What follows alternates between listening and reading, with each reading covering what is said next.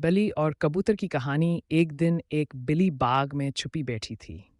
वो बहुत भूखी थी और किसी शिकार की तलाश में थी।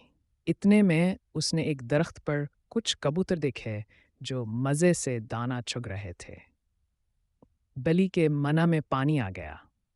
उसने सोचा, अगर मैं उन कबूतरों में से एक को पकड़ लूं तो मेरा पेट भर जाएगा। बली आहिस्ता आहिस्ता दरख्त के करीब पहुंची और बोली, प्यारे कबूतरों, मैं तुम्हारी दोस्त हूँ, तुमसे कुछ बातें करना चाहती हूँ। कबूतरों ने बिल्ली की चालाकी भांप ली। उनके लीडर कबूतर बादशाह ने जवाब दिया, हम जानते हैं कि तुम दोस्त नहीं बल्कि शिकारी हो। हम तुम्हारे जाल में नहीं आएंगे। बली ने बहुत चिकनी चिपड़ी बातें कहीं, मगर कबूतर खामोश रहे और उड़कर दूसरे दरख्त पर चले गए। बिल्ली गुस्से में आकर बोली, अफसोस, आज भी खाली पेट रह गई। कबूतरों ने आपस में कहा, अक्लमंद वही है जो मीठी बातों में ना आए।